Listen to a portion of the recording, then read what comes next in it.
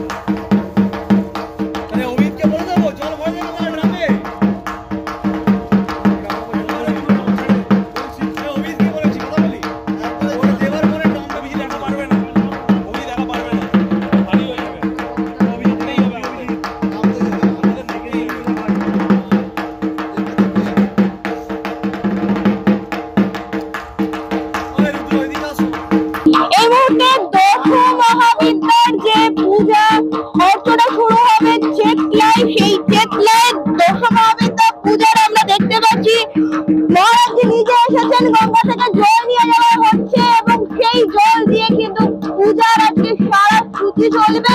আমরা সেই দৃশ্য দেখাবো গঙ্গার ঘাট থেকে সরাসরি সমাজ বার্তার পর্দায়।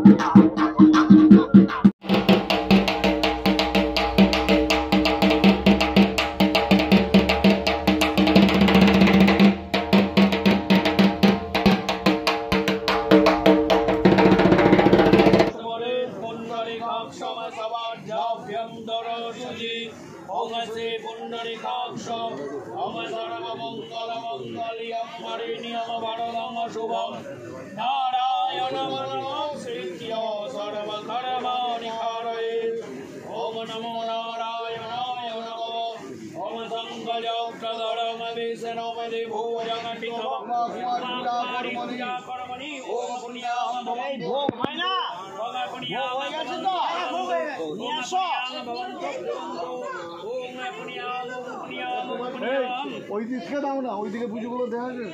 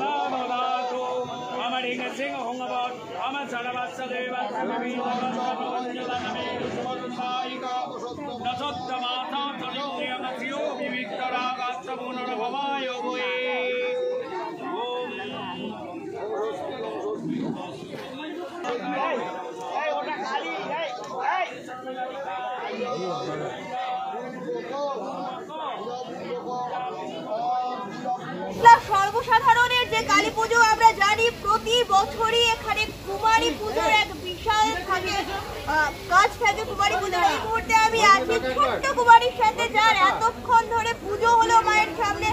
প্রত্যেক বছরই এই কুমারী পুজো কিন্তু আমরা দেখি এবং এই মুহূর্তে আমরা আবারও দেখলাম একটা অসাধারণ মুহূর্ত কুমারী পুজো এবং ছোট্ট কুমারী আমার সাথে। একটু জেনে নেবো ছোট্ট লাগছে, যদিও বয়সটা একদমই কম, কিন্তু ছোট্ট কুমারীর কেমন লাগছে সেটা একটু জানি। কেমন লাগলো, তোমার নাম বলো। ভালো লাগলো? সবাই প্রণাম করলো যখন, কি মনে হচ্ছে?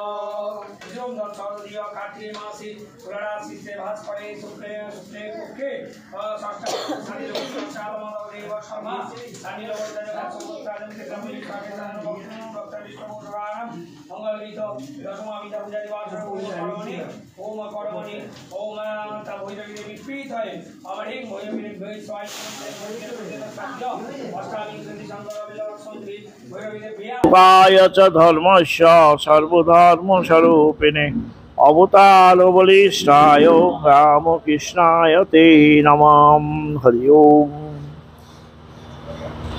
এই যে দশ মহাবিদ্যা পূজা এবং প্রতিবার আমরা তোমাকে পাই, কি বলবে? দশ মহাবিদ্যা একটা খুব সাংঘাতিক দেবতা। এই মায়ের অঙ্গ থেকে আদিকালী মা আছেন, মা থেকে ওই 10টা মূর্তি বেরোয়। এই 10টা মূর্তি বেরিয়ে এক একটা অসুরকে বধ করে। এই পরিত্রাণং সাধুনাং বিনাশায় চ দুষ্কৃতাম।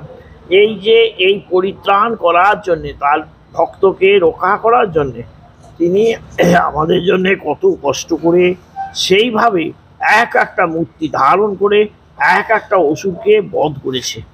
এই একবারে, আর নাহলে আমাদের কোনো সাধু সন্ন্যাসী বনে জঙ্গলে পাহাড় পর্বতে থাকতে পারতো না, খুব কষ্ট এদের ছিল। এইভাবে নারায়ণকে ওরা সব স্তুতি করার পরে ওই নারায়ণ সন্তুষ্ট হয়ে নারী জাগরণ করলেন। হে দুর্গা, এই নারী আর এই মা কালী এক মহামায়া, এই আবিষ্কার পৃথিবীতে আমাদের কাছে এলেন, তার সঙ্গে এই অসুরদের নিধন করলেন। এই হলো আমাদের 10 মহাবিদ্যার। এর ব্যাখ্যা অনেক রকম আছে, মহাভারতে, চণ্ডীতে অনেক রকমের ব্যাখ্যা আছে এদের সম্বন্ধে। যারা মনি ঋষিরা নানা রকম স্তব স্তুতি করে দর্শন করেছে, তারা সেইভাবেই মাকে দর্শন করে সেইভাবে রূপ বর্ণনা করেছেন। এই আমাদের পৃথিবীতে এসেছেন মা আমাদের মানব শরীরকে কল্যাণের জন্যে, তার ভক্তকে মনোবাসনা পূর্ণ করার জন্যে তিনি আবির্ভূত হয়েছেন। 10 মহাবিদ্যা, 10 অবতার, 10 দুর্গা দেবী, তিনি 10 হাতে সব অসুরকে নিধন করেছেন। এই হলো আমাদের অনেক অনেক মনি ঋষিদের সব ব্যাখ্যায়। এটা সময় লাগবে বাবা, ভালো থাকবে। আরে 10 মহাবিদ্যা পুজো যে তুমি প্রতি বছর তোমার হাতে করো, কি কি পুজো থাকে? আমি তো এখানে 84 সাল থেকে পুজো করতাম, করে আসছি। তাতে মাঝখানে 2 বছর অফ করেছিলাম, পারি না শরীর অসুস্থর জন্য। আবার এই একইভাবে মা নিয়ে আসছেন, মা করাচ্ছেন। আমি হয়তো কোনোবারে বলেছি যাব না, শরীর ভালো লাগছে না, কিন্তু রাত্রিবেলা হয়তো স্বপ্ন দেখছি শুধু মুখখানা, আর কোনো আমি দেহ শরীর মায়ের দেখতে পাইনি। একটু মুখটা আমার বাগে চেয়ে চেয়ে হাসছে।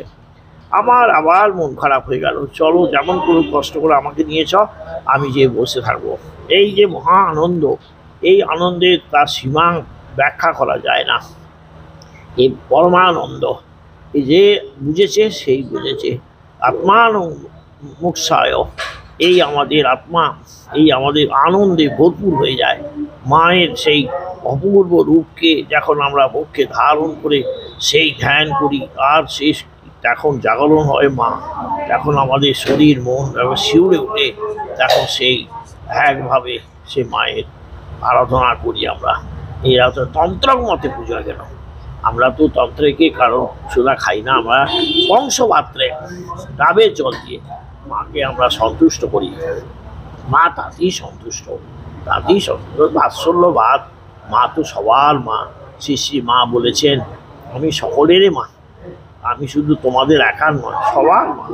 আর পশু পাখি, কীট পতঙ্গ, সে তাদেরও মা। মা এই হলো আমাদের পৃথিবীতে শান্তিদায়িনী ব্রহ্মময়ী মা। অনেক দিদি, প্রতি বছরের মতো এত সুন্দর একটা পুজোর আয়োজন এবারেও আমরা দেখলাম, কি বলবো? আমরা তো প্রতিবারের মতো একইভাবে এই দশমহাবিদ্যা পুজোর আয়োজন করে চলেছি। 110 বছর আমাদের কালী পুজোর, আর 46তম বছর হচ্ছে দশমহাবিদ্যা পুজো। আর এখানে সারা চেতলাবাসী একটা আবেগ, ভক্তি, ভালোবাসা জড়িয়ে আছে এই পুজোটার সঙ্গে। এই পুজোটার যেমন একটা ঐতিহ্য আছে, তেমনি এই সমস্ত মানুষের যে ভালোবাসা, এটা আমাদের একটা বড় প্রাপ্তি। এবং সবথেকে বড় প্রাপ্তি হলো জয়রামবাটি থেকে সারদা মঠ মিশনের যিনি অধ্যক্ষ, উনি আমার গুরুদেব শ্রী সদানন্দ মহারাজ। উনি প্রতি বছর আসেন এখানে, এসে এই পূজার মূল দায়িত্ব উনি পালন করেন। তার সঙ্গে আরো সবাই আসে, আশ্রমের অনেক ছেলেরাই এখানে আসে। আর এই পুজোতে বলতে পারি যে বহু দূর দূরান্ত থেকে মানুষ আসে। আর সব থেকে যেটা অন্যরকম ব্যাপার আমাদের এখানকার পুজো, যে অন্যান্য দিনগুলো আমাদের এখানে পূজা মণ্ডপে যেমন প্রতিমা থাকে সেইভাবেই থাকে, তার খুব একটা আলাদা কিছু মনে হয় না। কিন্তু এই পুজোর দিন একটা অন্যরকম পরিবেশ, ঠিক একটা মন্দিরে যেরকম পরিবেশ হয় সেই পরিবেশটাই এখানে আমরা পেয়ে থাকি প্রতি বছর। এবং ধোয়া মোছা করে প্রতি জায়গা ধোয়া মোছা করে প্রতিটা প্রতিমাকে মাটিতে নামানো হয়। এবং তাকে সাজসজ্জা আমাদের মানে অনেক ভক্তরা তারা দিয়ে গেছেন, কেউ মুকুট, কেউ সোনার হার, কেউ নথ, কেউ টিপ, এই সমস্তগুলো সব আমাদের রাখা থাকে ব্যাংকের ভল্টে। এবং এগুলো সব প্রতিবার পড়ানো হয়। এবং আদিকালী মাকে কোনো না কোনো ভক্ত প্রতিবার শাড়ি দেন, এবং সেই শাড়ি মাকে পরানো হয়। আর পুরো কাজটাই হয় ভক্তি সহকারে। যেটা বলবো যে আমাদের এই চেতলা 24 পল্লীর দশমহাবিদ্যা পুজো, এই পুজোটার মূল বৈশিষ্ট্যই হচ্ছে যে আড়ম্বর নয়, ভক্তি, আন্তরিকতা, চিত্তের শুদ্ধতা, এই সমস্তটাই আমাদের এখানে পুজোর মধ্যে থাকে। এটাই আমাদের মূল সম্পদ। আর আমরা এইভাবেই পুজোটাকে এগিয়ে নিয়ে যেতে চাই, অবশ্যই যদি মা আমাদের কৃপা করেন, মা যদি চান। দিদি, মায়ের কাছে কি চাওয়া থাকলো? মায়ের কাছে এটাই চাওয়া যে মানুষের মধ্যে যেন মনুষ্যত্ব বোধটা জাগরিত হয়। এই একটাই, যেটা এখনকার সমাজে দুর্লভ হয়ে যাচ্ছে। কাজেই মূল্যবোধ এবং মনুষ্যত্ববোধ সব মানুষের মধ্যে জাগরিত হোক। মা যেন প্রতিটি মানুষকে, আমাদেরও যেন আমাদের ভিতরের যে চেতনাকে যেন উনি জাগ্রত করেন, এটাই মায়ের কাছে আমাদের একমাত্র প্রার্থনা। আমরা দেখলাম চেতলা 24 পল্লী কি সুন্দরভাবে প্রতি বছরের মতো এবছরও দশমহাবিদ্যা পুজো সারলেন। পুজোয় কি কি হলো সবটাই দেখলাম। মায়ের কাছে চাওয়া থাকলো, মহারাজ যা বল, প্রত্যেকে যাতে ভালো থাকে, প্রত্যেক মানুষের ভেতর যাতে মানসিকতাটা ঠিকঠাক থাকে এবং মানুষ যাতে মানবিক হতে পারে। তার সাথে মহারাজ একটাই জিনিস বললেন, প্রাণ মায়ের কাছে সবাই সমান। মায়ের কাছে যেমন মানুষ একটা প্রাণ, সেরকম গাছ, পশু, পাখি প্রত্যেকেই মায়ের সন্তান। সেই জন্য আসুন সবাই মিলে একসাথে ভালোভাবে বাঁচার মতো করে মায়ের সন্তানরা মর্তধামে বাঁচি, যাদের মা প্রতিনিয়ত আশীর্বাদ করে যান। ক্যামেরায় গীতাঞ্জলি সেনের সাথে চিরশ্রী ভট্টাচার্যের রিপোর্ট। আপনারা দেখছেন সমাজ বার্তা, মানুষের সাথে, মানুষের পাশে।